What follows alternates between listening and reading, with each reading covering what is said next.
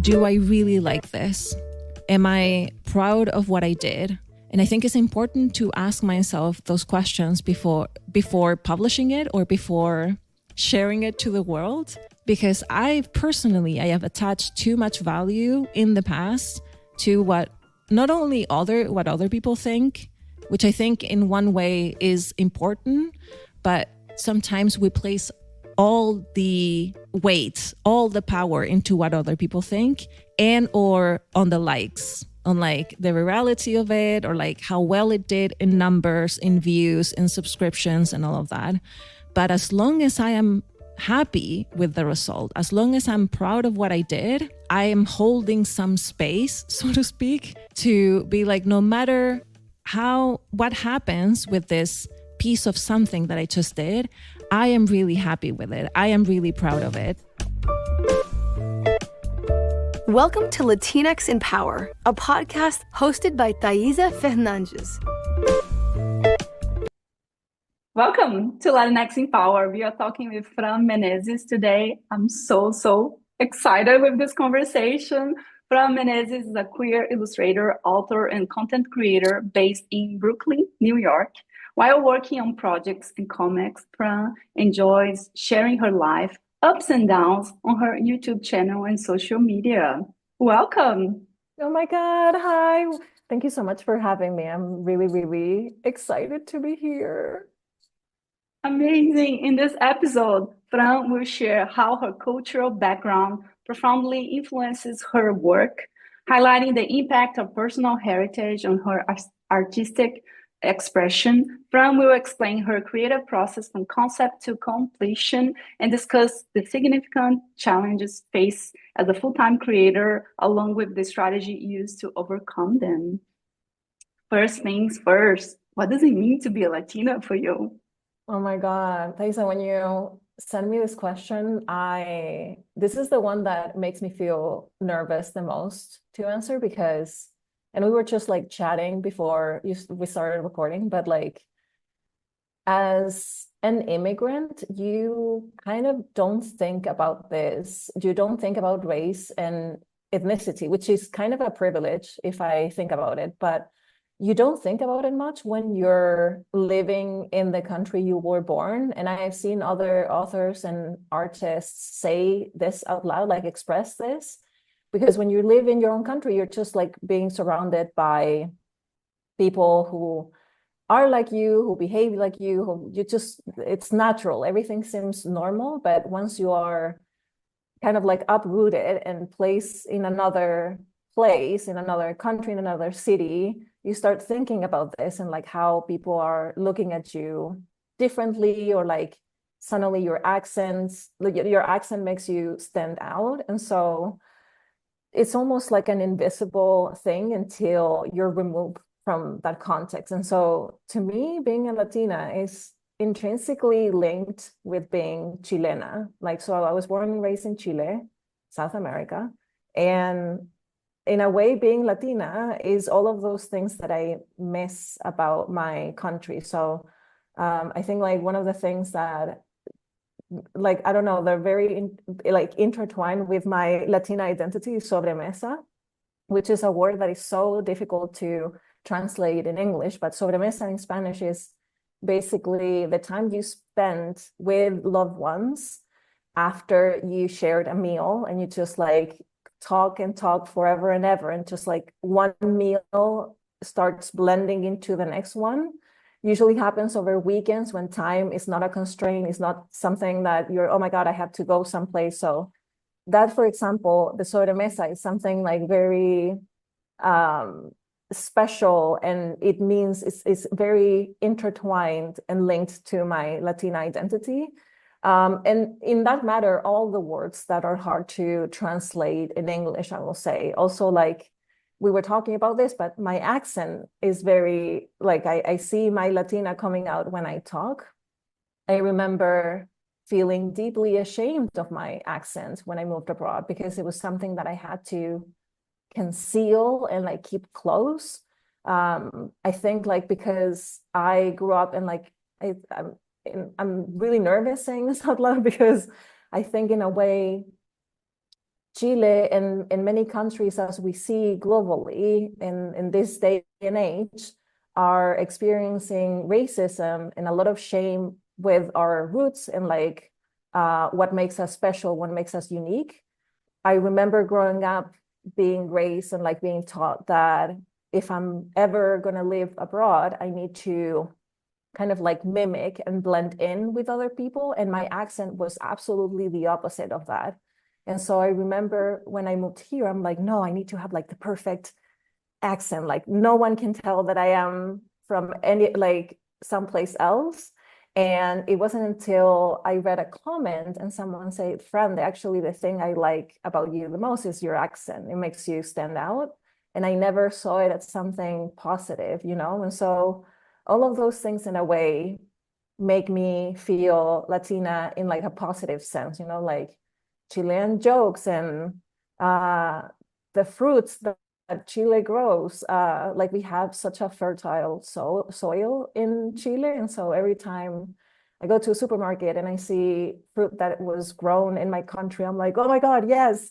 So I feel really good about that. And also I think like, as in everything, there is like a kind of like a downside of being Latina as well, like the other side of the coin, so to speak, because being Latina also means existing while being removed from your country. And so it also means being away from loved ones. Also in this climate, being Latina means fear and uncertainty for a lot of people. And inadvertently, you fall into stereotypes as well. And I know like living abroad, there's a lot of people that don't have ill intent when they say these things out loud, but I like being Latina also mean being placed in a very tight box of like, oh, all Latinos like tortillas and all Latinos have an abuelita and like this same music and talk about the same things. And so it's been really interesting trying to get out of that box and being like, again, there's no ill intention when people say these things, but I think at the same time, it seems reductive, like not because I am Latina, it means that all my work and identity has to be around being Latina, you know? And so I think like trying to hold all of these things at the same time makes it a very tricky and sometimes fickle balance to hold at the same time. Yeah, I love your answer. And I feel maybe especially now because this country, they like to put people in boxes, right? Yeah. They like to classify people in boxes. And I think maybe now people are realizing that, okay, not all Latinos are the same. Yeah. And we are a collection of many, many, many, many different things. And we Yes. shouldn't be boxing people, you know? And also, makes me reflect on something that someone that I interview that shared that even like the classification being a Latina, I understand how important and powerful it is, but sometimes it's also important to be specific and maybe you identify in different ways, and there's a lot more other things you can say about yourself besides being a Latina, although we are like very, very proud to be Latina. We love our countries, our heritage and Yeah. everything. There's a lot more. And I love that this conversation, I don't know, I feel that it's starting to happen now. I don't know Yeah, how I you feel agree. about it. I agree. Yeah, because like and I've lived in many countries before moving to the US. So I lived in Germany for a little bit and in the UK as well. And all of those countries are big countries that have place and hold a lot of influence in the rest of the world. Hence why when you move here, part of being Latina in a way and part of being an immigrant means also having kind of like an educating role towards the people around you. And this is because I guess like, and especially, I don't know if this happened to you as well, but like not a lot of people know what Chile is. Like, and when I say like, oh, I come from Chile, people don't know that that country even exists. And so I'm like, oh yeah, it's a very long country, end of South America. And it's not until I say, is the country next to Argentina? People are like, oh, so and it's not a role that I thought I was going to have when moving to all of these countries, and that I had the luck and the privilege to live. And yet I have to, in one way or another, do it because, yeah, we live in a very we live in a world where certain countries hold a lot of influence. Hence, why there's a lot of people don't know a lot, like they don't know much about what happens outside of those countries. So it's natural that we have kind of like that responsibility right now. Yeah, absolutely. And can you share more about your cultural background and how it has influenced your work as an artist? Oh my God. Yeah. Okay. So this is another question that I'm like, God, things that you don't think about until someone asks you. So Thaisa, this is weird, but like I didn't have much cultural background when I was growing up. This is the biggest irony because both of my parents went to university, and my dad used to be a teacher and like a very cultural, like so much intellect going on in his life, a reader, and like he loved talking and reading philosophy and all of that. But when me and my siblings, we grew up in an environment that was super precarious, both in an emotional and a nurturing way, and also in a financial way. And so when you grow up with a parent that is emotionally unstable and unpredictable and sometimes abusive, your whole attention goes into not being a nuisance to your parents, and kind of like, again, the word that we already used so far is like blending in, trying to not be an inconvenience. And so I became really good at reading adults when I was growing up. And so my whole attention went into surviving. And so I wasn't encouraged to ask questions because, again, asking questions was annoying. And I couldn't explore much a sense of curiosity, or like, oh, what are the sort of books that I enjoy reading, or like, what is the music that I like to listen to?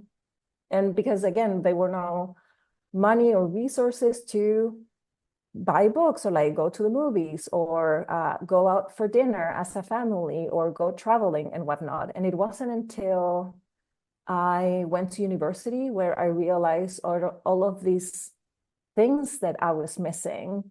And it kind of like, I realized that this was going to be my task. Like all of those things depended on me, like for me to figure out what kind of tastes do I have, or like the things that I want to cultivate or do research on. And so I realized I want to be an illustrator when I was in university. And so in Chile at the time, there was no references around illustration. So I was forced to look abroad for references, especially this is like not the early internet days, but there were no like blogs starting coming out when I was in university. So I'm like, okay, since I'm not able to find people in Chile that I can look up to, or like see how, like to figure out how they're managing to survive, or like freelance, I was looking into a lot of like references from North America and from Europe at the time. And like I started devouring books on illustration and art. And I guess like the most honest way that I can answer these questions, I says, I'm still figuring out, I'm still like getting old has meant realizing many things. And one of those things is like how much shame I grew up in. And I'm, again, parenthesis, I'm sure this is happening in a lot of places right now, but Chile and many countries, we feel a lot of shame for anything that is uniquely Chilean. We place a lot of worth on other cultures and other countries, and we romanticize the ways that other countries function and how other places and countries they do things. And so there's a lot of embarrassment with anything that is uniquely Chilean. And so I feel so ignorant when it comes to my own country for the same reason, because for the longest time I had this internal bias, this internal, like what people say, like sometimes you have internalized homophobia or internalized racism. I had so much internalized like shame around my own country and my accent and my roots, so to speak, that now I'm just starting to untangle all of this in the last couple of years. And so I've been trying to be my own source of cultural background in, I think, like since I started like mid-20s or like early 30s. So yeah, that's the most honest answer that I can give you right now. Amazing. I love how transparent and honest you are.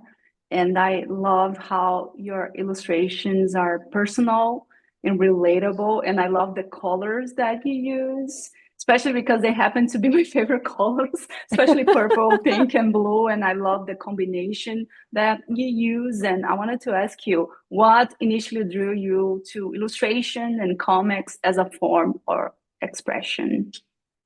I think like ever since I could hold a pencil, I was very drawn to comics and making my own. I think that's what pulled me in the first place, how I love being able to create like entire worlds and stories and characters out of nowhere. The process of like seeing a page that is fully blank and turn it into something, I thought it was unreal. Like I can't believe 10 minutes ago there was nothing here and now there's a whole story and like characters and whatnot. I didn't need anyone else as well, Thaisa. Like it was something that truly depended 100% on me. And so that autonomy, it was something that I really cherished when I was growing up. And it was also a way of self-regulating. I think there were so many things that I felt that they were unfair growing up, or that I didn't understand, that they were hurting or they were confusing, times that I feel deeply alone. And the adult world seemed very weird and strange with rules that I didn't understand. And so comics were my own way of just giving sense to reality and find a place of belonging. And in a way, they were also kind of like my escape to a reality that I didn't subscribe and understand at all. And I think even till today, that's exactly how I feel around comics and illustration. As a non-reader, for the longest time, like I couldn't read books. That changed in the past 4 years, but like I also saw comics that, in general, comics are very easy to digest. They are very visually powerful and fun to read as well. And so I'm like, oh my God, if I can communicate the things that I'm learning in therapy or the things that I'm witnessing when I go outside on the street, or my thoughts, or like my beliefs, and all of the jumping jacks that I do as a person who struggles with generalized anxiety disorder, I'm like, I can convey those feelings to people. It's almost like you're taking someone on a ride. And so you're holding my hand as I'm showing you something, a process, my trauma, something that happened to me, and you're able to witness it as a firsthand, as I'm witnessing it as well. And I think that process in comic is just like insane. You're able to stand on my shoes, or I can stand on other people's shoes. And I love that empathy side of comics as well, that they're able to transport you to other places. And so I really like the freedom and the autonomy that comics give you. And also, again, growing up in having no means or like no money for doing a lot of things, you just need paper and pencils. And so I love how much you can do with so fewer resources. So that's why I love comics so much. Incredible. And in this podcast, we mainly interview folks who work in tech. And a lot of those folks, they have hobbies. A lot of them, they are artists as well. For example, I interview a bunch of like designers who are also an artist. And I wanted to talk more with you about your creative process, because I feel a lot of people might be feeling stuck. They don't know how to start and like doing like both things perhaps on top of like their Yeah. full-time job. So can you walk us through your creative process from initial concept to finished piece? And if you have any advice for folks who are struggling at the moment? Yeah, sure. So I think like it all, I guess like this is the most common answer, but it all starts with an idea because I try to have always with me, or like as much as I can, pen and something that I can write on. Like I have like a tiny notebook where I keep track of like the things that I am thinking, or like while like no matter how crazy or silly or just like hard to do idea, I will just like write it down. So it all starts with an idea. And then I usually go into a massive rabbit hole, Thaisa, of like doing research on that idea and seeing how much and how far it can take me. And naturally, what happens, at least to me, and this is like very personal, I let the idea sit, or like I let the idea go on pause for a little bit, because time right now for a lot of people, myself included, is scarce. And because I am trying to move more intentionally in my life and be more careful about what project I say yes to. Sometimes saying yes to an idea, saying yes to a project, a comic or illustration, it means saying no to another thing that I have going on or that I want to do. And so by placing the idea to the side and let it sit for a little bit, I see how truly excited I am about this. And I will just almost like go to bed, think about it, and then a couple of days go by, and then I will think about it more and see like, okay, yes, I'm still thinking about this idea. I'm still drawn to do it. And so if I'm still thinking about it, I will notice how excited I am, how like its potential and whatnot. And then I turn it into the developing stages. And so, for example, if this is a comic, I will start writing a script, or like doing a almost like a bullet point list of like all the things that I want to do in this comic, script ideas, almost like a brainstorming session. I will start sketching, experiment, play, trying different things, etc. And then once I have a more or less good sense of what, for example, this comic will look like, I will take it into the refinement stage. And so I will start like cleaning, taking things out, change, tweak, modify, see what works. This is also the time where I will ask a friend or a peer what they think about the comic, if the joke works, if it reads well, because this is the point where I've been so close to the project that sometimes I lose objectivity, or if it actually makes sense, or like if it reads well. It's almost like when you're asking your friend to read something out loud and they read it in a weird way and you're like, oh no, this is not working out. And so I will ask for feedback, and all of this trying to not to get too attached to the final result, because I think it's really important to be like, is this line really working? Can I change it into something else? And so when you're too attached to something, sometimes it's harder to make adjustments or to take things. So anyway, then I will paint the illustration. I will ink the lines. This is some like often the time, like the funnest part of the project, because more of like you're not using as your creativity as much, but you're using more of like your technical skills. And so I will put a podcast on the background, or I will listen to music, because there's not a lot of decisions to take. You're just like inking and painting. And the last test, the last step, I will test everything out, see if it still works, if the joke still makes sense. And I will ask myself, and this is like a very important step, I will ask myself, Thaisa, do I really like this? Am I proud of what I did? And I think it's important to ask myself those questions before publishing it or before sharing it to the world, because I have attached too much value in the past to what not only what other people think, which I think in one way is important, but sometimes we place all the weight, all the power into what other people think, and or on the likes, on like the virality of it, or like how well it did in numbers, in views, in subscriptions, and all of that.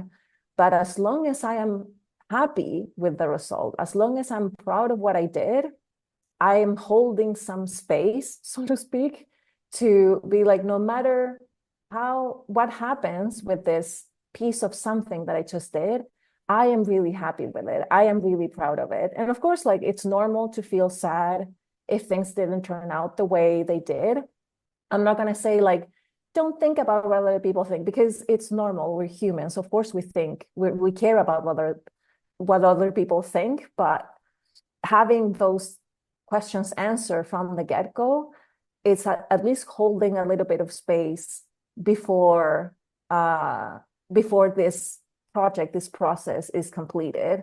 And so then I will just publish, and then it no longer belongs to me, it belongs to everybody. And so that's the whole process. I love that. I love everything you said, because I feel sometimes people might think that the creative process is linear and super straightforward. Yes. And a lot of times it's not. It takes time. And as you said, you even need time to think, to process, and then you come back to it. And I love that you also mentioned research, right? Like sharing with friends so they can share feedback. If it is a joke, you can like understand if they got the joke or if there's like any misunderstanding. I love that you mentioned that as well. Yeah.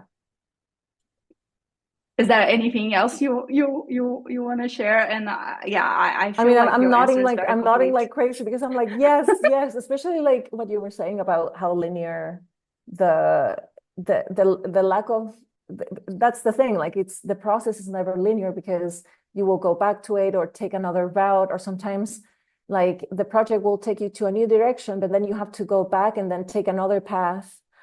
Sometimes a friend will give you like some really good constructive criticism, and it makes you think the whole project all over again. And so it's very important, again, like, to not be attached to the idea too hard, and also be open-minded to change it. Like, the biggest changes that I have done around like scripts and graphic novels and like comics, and whether that's like a long-term project or a short-term project, like for example, a comic for Instagram, they have changed tremendously because people told me their thoughts, or like what they like, Fran, this joke, like, I don't understand it. You're like, okay, so it's be willing to be wrong, the willingness to accept that sometimes things don't work out, and be willing to explore other alternatives. So I'm basically yesing all of it, but like everything you said around the linearity of like the lack of linearity around a process. Amazing. And what are some of the biggest challenges you face as a full-time creator? Oh my God. Part of me, I love vulnerable questions, Thaisa. And when I read this for the first time, I'm like, God, there's so many, but I think like I can group them in three. I think like the first challenge is uncertainty, especially as a full-time freelancer, like living by like month by month, not knowing what's going to happen is scary. I think in my case, I am really lucky in the sense that I have a Patreon account, and I think Patreon does help because it gives me some stability. But with any platform, I think nowadays you never know what the CEO is going to do or say, or like you have to be prepared for any contingency. So uncertainty is like one of the major ones. Another challenge I will say is that in my case, very personal experience, but I am carving my own path in the sense that I'm not following any other person's journey but my own. I used to have an online store, and then I realized it wasn't working for me, and I want to be an author, but I don't know how to be an author, and how to be an author in the US, and like trying to, I don't know, like write this graphic novel, but I'm trying to do something that it hasn't been done before. So I'm like, sometimes it feels isolating and lonely when you, like, as an artist, as a content creator, as a freelancer, you're forced to almost like, I don't like this word, but like rebrand yourself every couple of years, because you as a person, you as a human change every couple of years. And so you, like, the resilience and the act of being flexible enough, again, to be willing to change and to notice yourself like, I don't want to do this anymore. What can I do now? Is kind of, again, is one of the challenges of like carving your own path and not having like a straight line that you're going to follow. Like, this is what I'm going to do for a living from now until I die. And that's not at least something that I want to do. And so that's one of the challenges. And the last one, and this is very personal and maybe not applicable to every freelancer, but I am single, Thaisa. And as a single person, having no one to rely on as a freelance is very scary, because both financially and emotionally, sometimes it will be nice to have someone, like, if I can be absolutely radically vulnerable with you, like sometimes I want to go home and be held, and like someone to tell me that everything's going to be okay, or, hey, you know what, Fran, don't worry, this month I'm going to pay the bills while you do this. And not having that person sometimes is nerve-wracking, especially like when you have an elder pet. Like my cat is 15, is going to be 15 this January. And every time he gets sick, I'm like, oh my God, okay, I'm on my own. And again, might not be transferable to every freelancer person in the planet right now, but is being on my own, both work-wise and emotionally wise, is very scary. So right now, those are like the three challenges that at least I'm going through as a freelancer. Thank you so much for sharing. And you started to answer my next question already. I love how you are really good in building a community. I have been following you for many, many, many years since you were living in Berlin. And you know, I bought some things in your store. I still have your stickers. Oh my And God. You mentioned about Patreon. It's an amazing way of building community. But I wanted to ask you, like, what role does community support play in your creative process?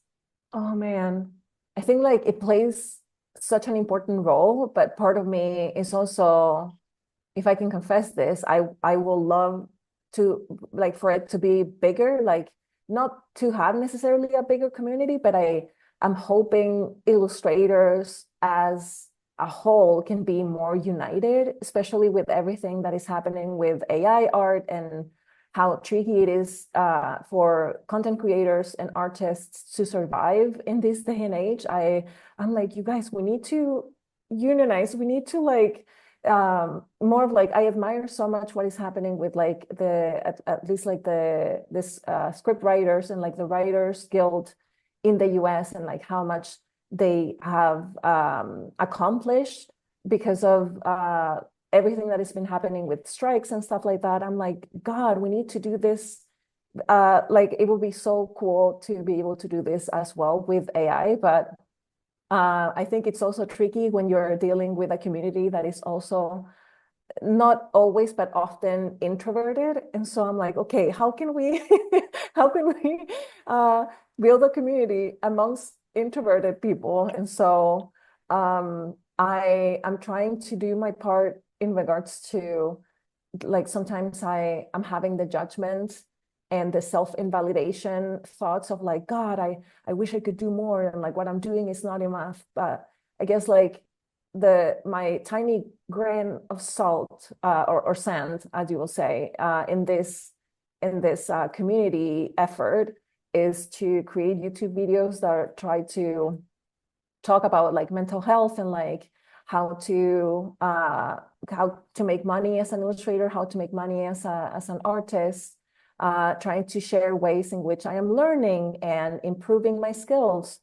But I see the efforts also by other people when they share, for example, pricing or on projects or what's happening with, again, sorry for like bringing up this topic, but it's just happened to me that this week I share this like big brand who was using AI and it's plastered on all of the subways of New York City.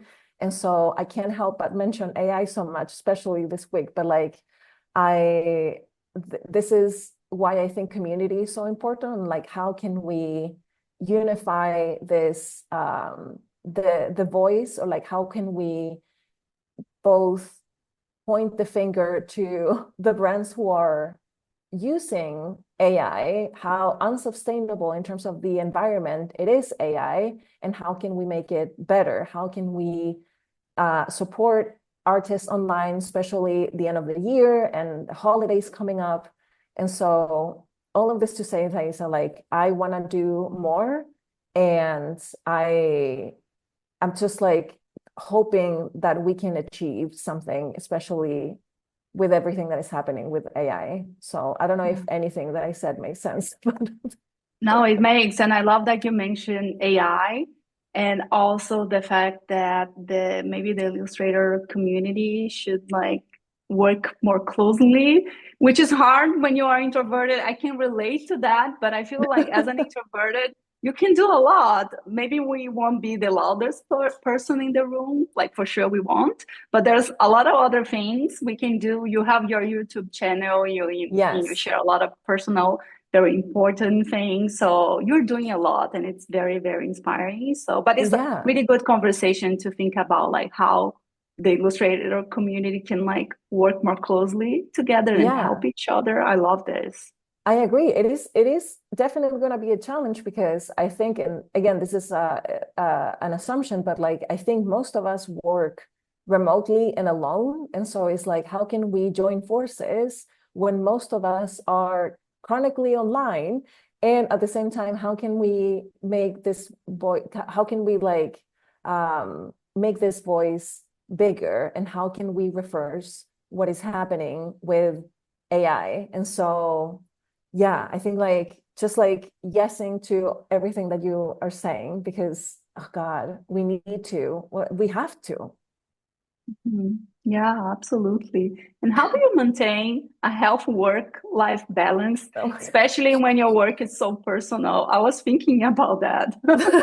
It's hard. That's hard. It is hard. It is hard. And like this is going to be no surprise for people, but Thaisa is setting boundaries, baby. Setting boundaries. And like I know this is a word that people are dropping a lot, like this is my boundary. But like what those boundaries look like to me are, for example, I try as much as I can for weekends to be for resting. And that means like no answering work emails, trying to be away as much as I can from social media, because again, the dopamine addiction that comes from scrolling Instagram is real. And I don't, luckily and unfortunately, I don't have TikTok, but I've seen people just like, oh my God, I love it. And also I hate it. And so I'm like, I'm going to stay away from TikTok, because I can, at this point, I think it's okay if I'm not. Anyway, so trying to rest during weekends as much as I can.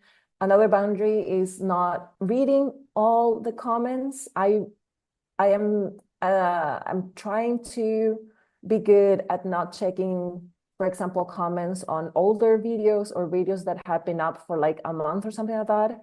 I love reading comments, and I love answering comments when I share a comic or I upload a video, because it helps me be connected with the people that are watching my stuff. And I get amazing feedback, or like, hey, Fran, this was really useful. And so I don't want to miss that opportunity to connect with someone. But at the same time, the trolls usually are lurking, or like they show up on like after a while. So I'm trying to like be really good at that boundary as well. Also, when you were saying about like how can you keep work-life balance when your work is so personal, I think like when I am dealing with filming myself, or when I'm dealing with creating a comic that is very personal to me, I will ask myself, is this vulnerable or is this private? And I think there's a difference between, like, I can be vulnerable with you, Thaisa, and like tell you all of the things that make me feel scared about being single, for example. But private is something that, for example, is this my story to share? Is this like someone else's story? Or is this something that I would rather keep to myself because I don't know, like it's private for me, or I still haven't figured out how I feel about this. I think like checking in with yourself before you react or you do something is very important. And also like, and this is linked to the other one, is like the way that I keep a healthy-ish work-life balance is also be good at reading myself. And so noticing my feelings, noticing my thoughts, and being also gentle with myself. Like, do I really want to film today? Do I really am I in the right headspace to turn on the camera and talk to the camera right now? Because there are times, more often than not, where I don't want to be perceived, where I feel really insecure about my acne or the way I'm aging in the face of the internet. And like sometimes I feel very depressed or like anxious, and I truly don't think I'm trying to be as honest as I can with who I am in front of a camera, but at the same time, if this is not conducive, if this is not a face that I want to necessarily show, or like am I forcing myself to again be perceived, is something that, okay, I need to check in and maybe not do it today. I can totally do this tomorrow. And also try not to fall into the comparison trap. Sometimes God, if I can be honest, Lisa, sometimes I see other people who create YouTube channel and they film a lot, and I'm like, God, I wish I could be as comfortable to film as much as they do. But we all have different limitations. We all have different bandwidths. And again, going back to being gentle with myself, this is my capacity for today. This is as much as I can give today, and that's okay. So that's how I try to keep a healthish work and personal life balance. Amazing. I'll be thinking about that. The difference between vulnerable, it's so hard to say this word, being vulnerable versus like being private. I will be thinking about that a lot. And I love this question because I get a lot of different answers and like get inspired over time. So which resource helped you in your journey that you want to share with us today? Oh my God. There's so many resources, Thaisa. I think the first one that really helped me was therapy, but if I can be like very, very specific about therapy, it was DBT, which is called dialectical behavioral therapy. And it literally saved my life because it gave me so many tools around how to cope and like with coping with very difficult situations, how like it gave me skills to have difficult conversations, to be good-ish, because I'm still like working on it, but like how to be assertive, how to share what you want and need, and become good at reading myself and like reading my feelings, be more mindful and intentional. And so DBT seriously saved me, as well as antidepressants. I am trying to become really activist about antidepressants because I think they have a really bad reputation nowadays. I'm so happy that people are way more open to talk about therapy, but I think antidepressants and medication in general, they still carry a lot of weight. And when you think about antidepressants or medications, the media and Hollywood and movies and series have portrayed such a bad look with medication that they make you feel weird and you're not yourself, and like, and you change and you become this other human. And yes, medication has side effects that are unpleasant, but not all the time. And so I'm not currently taking antidepressants, but I did for the longest time. And it really helped me during one of the toughest moments of my life. So antidepressants is one of the resources that I wanted to mention. Another one is journaling. Journaling, I started doing it during the pandemic because I was doing The Artist's Way, this book by Julia Cameron. Everybody was doing it at the time. And it's a practice that I do it now 3 times a week. And I really, really recommend it for people who are not only, I'm gonna stop myself because I was gonna say, like, I really recommend this for artists and creatives, but I recommend it to anyone.